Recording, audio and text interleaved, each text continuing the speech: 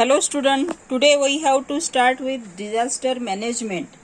We can discuss the remaining point which can comes under the disaster management. Disaster management, effective disaster management is necessary in any kind of disaster. It may be major, which may be major or minor. जे मेजरही असू शकतात किंवा मायनरही असू शकतात. Most of the natural disasters have taken place in Asian continent and region of Pacific Oceans. These disasters have resulted into huge loss of the life on planet Earth. These disasters are caused due to natural imbalance. The disaster management should involve the public participation. Disaster management म्हटलं की त्याच्यामध्ये मग काय आलेलं आहे, public participation आलेलं आहे. Disaster hits in a rapid way. In managing after the effect of disaster there should be arrangement to cope up with disasterious effect और there should be a way make citizen capable to face and fight against the consequences. The loss should be minimized and disasters are suddenly forcing us to deal with them, but by disaster technique the losses can be minimized. Then what are the objectives of disaster management? We can see what are the objectives. Saving human life from disaster, it is a most important objective. Helping them to move away from place of disaster, म्हणजे जी काही जागा आहे जिथे disaster घडून आलेला आहे तिथून त्यांना काय करणे, दुसऱ्या ठिकाणी स्थानांतरित करणे. Essential commodities to be supplied to the affected people. This will help to reduce the gravity of disaster. To bring back the condition of normalcy. Rehabilitation of the affected and displaced victim and protective measure for future in order to develop capability to face the disaster in future. Though the scientific and careful observation and analysis of previous data, the suitable action plan are developed for disaster that might come in future. In such plan, the preventive measures, rehabilitation and reconstruction. Rehabilitation and reconstruction both are the most important thing that can be done. दोन्ही महत्वाचे आहेत, ते दोन्हीही include केले जातात. Such plans are kept ready for future. And disaster management is divided into two criteria. First one is pre-disaster and second one is post-disaster. Both are management. Pre म्हणजे आधी आणि post म्हणजे नंतर. Before the disaster strike, there are some measures taken to rescue the people and to keep preparedness for future calamities. This is called pre-disaster management. It includes the identify the disaster prone area. Though predictive intensity map and hazard map, the information should be collected from the probability that we have to say that the probability of future disasters intensity and probable site of disaster respectively. Learning by ourselves and then imparting the special training to the people to tackle with future disaster and making general public awareness in pre-disaster. म्हणजे लोकांमध्ये त्याविषयीची भावना जागृत करणे की जे काही घडणार आहे किंवा घडले पुढे होऊ इच्छिते त्याविषयी आणि तो मेसेज मास मीडिया थ्रू समाजापर्यंत पोहोचवणे. What about in post-disaster management? Helping the victim of disaster in all possible ways. असे जे काही victims आहेत त्यांना प्रत्येक तऱ्हेने हर एक प्रकारे काय करायची, मदत करायची. Local people who are saved from the disaster, local people जे असतात, जे तिथे राहणारे असतात, ते त्या डिझास्टर पासून त्या लोकांना काय करतात, वाचवायला मदत करतात. आणि ते असे जे लोक आहे की ते सुरुवातीच्या काळात त्यांना मदतीला गेलेले आहे, त्यांना फ्युचरमध्ये रेस्क्यू प्लॅनसाठी एक्सपायर करतात. Establishing the help centre for victim, controlling centre establish are according to the type of disaster. Material provided for the control center for the victim are categorized and distributed the same to victim with continuous review of the help. याच्याविषयी pre आणि post विषयी मी तुम्हाला एकच सांगू इच्छिते की आपल्या इथे पूर आला होता मुर्शीला. तर पूर येणार आहे म्हणून सांगितलं होतं. काही फॅमिली त्याच्यामधून काय झालेल्या होत्या तिथून स्थलांतरित करण्यात आलं, पण काही लोक गेले नाही. तर मग त्यांच्याकरता बाकीचे जे अचानकपणे आलेली पूर परिस्थिती होती, तर त्यांच्यातून त्या लोकांना सुखरूपपणे बाहेर काढण्यासाठी काही लोक धावून गेले होते. धावून गेल्यानंतर मग त्याच्या पुढे जर अशी परिस्थिती आली तर अशाच लोकांना कॉल केल्या जाते. परत मग त्यांचं खाण्यापिण्याची व्यवस्था, जसं तुम्ही विद्यार्थी आहे तर तुम्ही शाळेमध्ये तुमचे जे काही अवेबिलिटी होती शाळेने मदत केलेली आहे, काही सामाजिक संघटनांनी मदत केलेली आहे, ते सगळं येणार आहे post डिझास्टरमध्ये. Then we can discuss about the main aspects of disaster management cycle. Aspects of disaster management cycle. Disaster management, it is a one of the cycle, and first one is preparation. First thing is preparation. The damage is, if the disaster in future, कुठे जर future मध्ये disaster होत असेल, then a plan for minimizing the destruction is kept ready and this is the preparation for the disaster. समजा एखाद्या ठिकाणी future मध्ये, भविष्यामध्ये तिथे काही डिझास्टर घडून येत असेल तर तिथे जे नुकसान होणार आहे ते कमीत कमी कसं होईल त्याच्यासाठी रेडी राहणे, त्याला म्हणतात preparation. Then second one is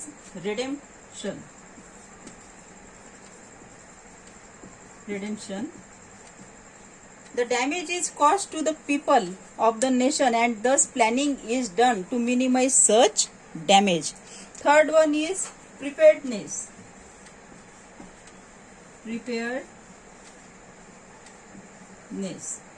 Preparedness. In case of disaster, the general public and administration should immediately rise for action. कुठे डिझास्टर झाला असेल तर जनरल पब्लिक जे असतो, जो आजूबाजूले लोक राहतात, लोकल लोक राहतात, ते आणि तिथलं जे काही गव्हर्नमेंट आहे, ऍडमिनिस्ट्रेशन आहे, ते पटकन त्यांच्या मदतीकरता काय असतो, धावून जातो. This action is planned and this aspect is called as preparedness. आणि ही ऍक्शन लगेच ऍक्शन मध्ये आणल्या जाते आणि ही जी आहे लगेच प्लॅन केलं जाते की काय करायचं आहे आणि त्याच्यावर परत काय केलं जाते, ऍक्शन मध्ये आणल्या जाते, कृतीत आणल्या जाते. Then fourth aspect, main aspect is impact of disaster. Impact of disaster, it is also most important aspect. After the disaster recedes, its intensity is studied. How it has impacted is also analyzed along with disaster management. And then next point is response. Response. Just before the disaster and immediately after the disaster, the response is given to analyze in this step. Then 6 number point is resurgence.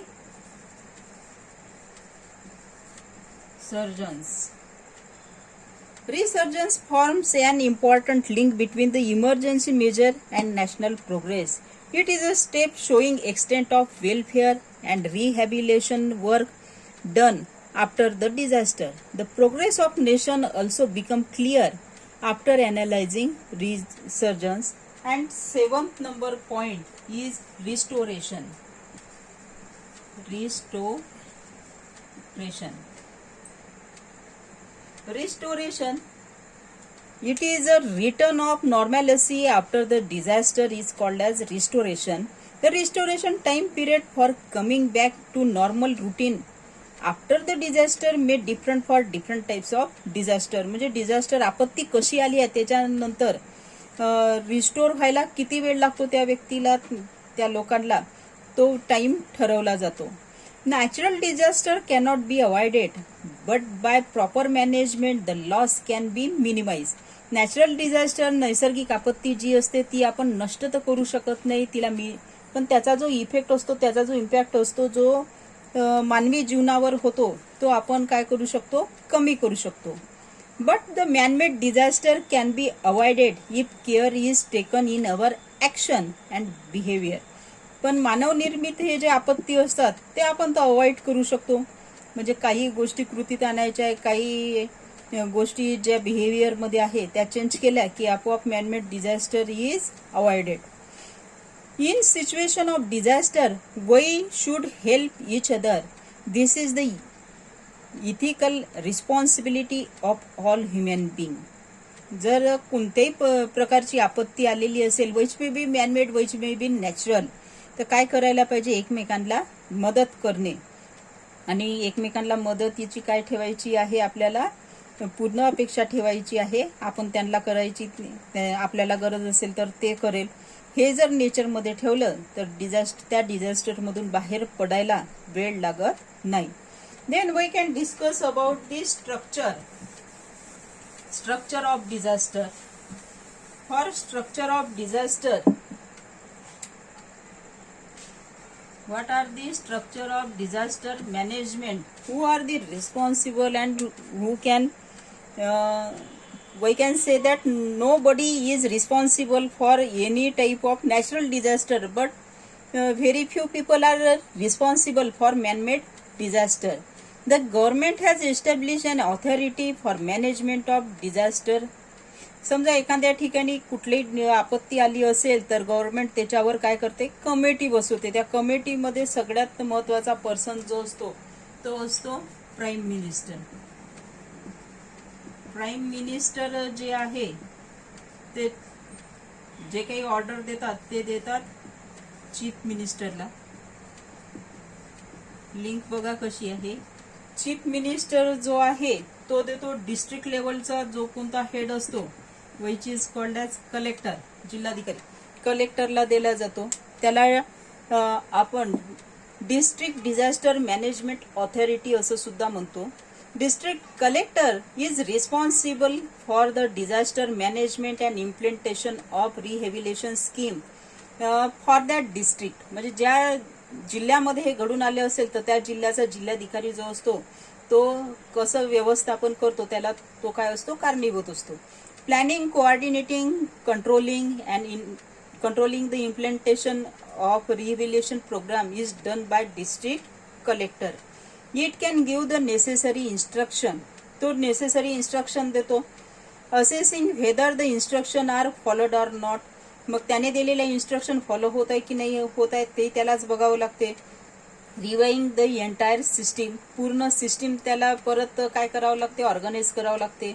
Controlling the action, planning and executing the plans and designing the scheme for each district separately for each type of disaster, getting that sanction from the state level authority, that is chief minister and then prime minister.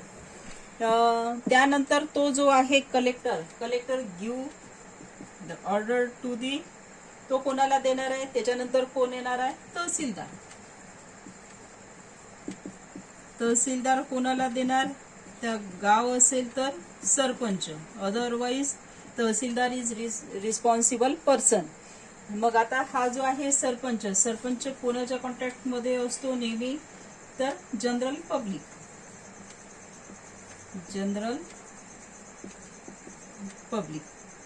Public मध्ये आहे. आणि परत सरपंच किंवा इथे म्हणत असताना जर तो तालुका स्थळ असेल तर हा तहसीलदार, हे जे दोघं जण आहे हे कोणाशी कॉन्टॅक्ट मध्ये असतात, रेस्क्यू जे रेस्क्यू करणारे वर्कर आहे, जी ऑर्गनायझेशन आहे, जे कोणी असेल त्यांच्या कॉन्टॅक्टमध्ये असतात. म्हणजे जनरल पब्लिक ॲज वेल ॲज रेस्क्यू वर्कर ह्या दोघांच्याही कॉन्टॅक्टमध्ये असतात आणि दोघांच्याही ऑर्गनायझेशनमधून हे सगळं स्ट्रक्चर प्लॅन होतो. आणि अशा पद्धतीने एखाद्या ठिकाणी डिझास्टर झालेलं असेल, आपत्ती झालेली असेल, तर अशा प्रकारे ती काय केली जाते, पूर्ण वरून ते खालपर्यंत म्हणजे जनरल पब्लिक पहा, each and every factor is involve in any type of disaster. When we can manage any type of disaster, then each and every person is involve. Prime minister आहे, चीफ मिनिस्टर आहे, collector आहे, तहसीलदार आहे, सरपंच आहे, general public येत आहे, rescue करणारे जे काही वर्कर आहे किंवा ऑर्गनायझेशन आहे ते सगळे आलेले आहे. म्हणजे each and every one is included, सगळेजण त्यामध्ये इन्क्लूड झालेले आहे. हे त्यात झालं की if any disaster is happening, समजा एखादं डिझास्टर झालं तर काय करायचं. मग आता याच्याविषयी आपल्याला काय माहिती पाहिजे, काय काय आपण करू शकतो. तर पोलीस यंत्रणेची मदत घेऊ शकतो, नेव्हीची घेऊ शकतो, एअरफोर्सची घेऊ शकतो, आर्मीची घेऊ शकतो, पार्लिमेंटरी फोर्स जे असतात, टेलिकम्युनिकेशन डिपार्टमेंट जे असते, ह्या सगळ्यांची आपण त्यावेळेस काय घेऊ शकतो, मदत घेऊ शकतो. मेडिसिनल हेल्थ तर प्रत्येक डिझास्टरमध्ये मोस्ट इम्पॉर्टंट फॅक्टर आहे. आणि बाकीचे जे काही सोशल वर्कर आहे दॅट आर ऑल्सो हेल्प, ते सुद्धा आपल्याला काय करतात, हेल्प करतात. Then next another important point of this chapter, disaster management, which one is the last one point we have to discuss, is first aid. First aid and emergency action. Emergency action. First aid, what do you mean by first aid? We can see first. When suddenly any disaster takes place, the help given to the victim before medical treatment is available. That is called as first aid. म्हणजे एखादी आपत्ती झालेली आहे आणि आपत्ती झाल्याबरोबर दवाखान्यात जाण्याच्या आधी जो आपण थोडाफार उपचार करतो, घरगुती पद्धतीने उपचार करतो, that is called as first aid. This knowledge of first aid become useful to save one's life. म्हणजे एखाद्याचं आपल्याला आयुष्य वाचवण्याकरता काय असतो, मदत करतो. In day to day life we come across many such disastrous incidences which where such help is needed, and variety of disaster like accidents, injury in fighting, electric shock, burn, heat shock, snake bite, dog bite, fire due to electric short circuit, etcetera etcetera are the disaster in which first aid become essential. हे सगळे first aid आहे की याच्यामध्ये आपल्याला काय करावं लागतो, की फर्स्ट एड काय आहे, मोस्ट इम्पॉर्टंट आहे. In disaster the victim condition is to be taken into account before starting any first aid. सगळ्यात पहिले तर तो जो व्हिक्टिम आहे की जो डिझास्टरमध्ये ज्याच्यावर आपत्ती आलेली आहे त्याची कंडिशन बघणे आपल्याला काय आहे, गरजेचं आहे.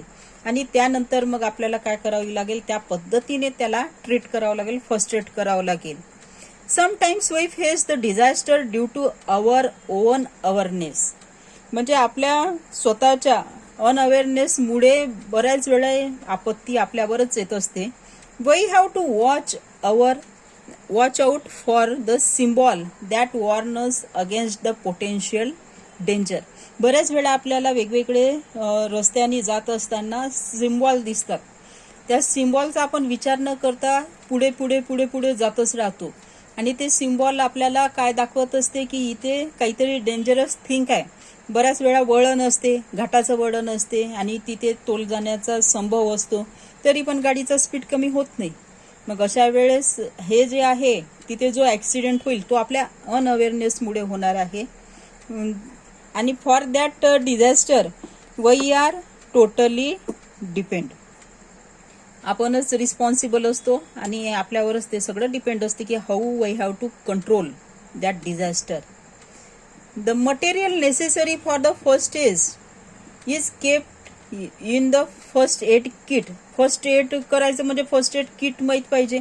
फर्स्ट एड किटमध्ये सगळ्याच गोष्टी जे आहे काय नेसेसरी आहे ते स्कूलपासून आपल्याला माहिती आहे. हँड ग्लोव्ज असायला पाहिजे, बँडेज असायला पाहिजे, मेडिकेटेड कॉटन असायला पाहिजे, वाउंड गेज म्हणजे त्याची जी जाळी असते, पट्टी जी म्हणतो आपण, ती असायला पाहिजे.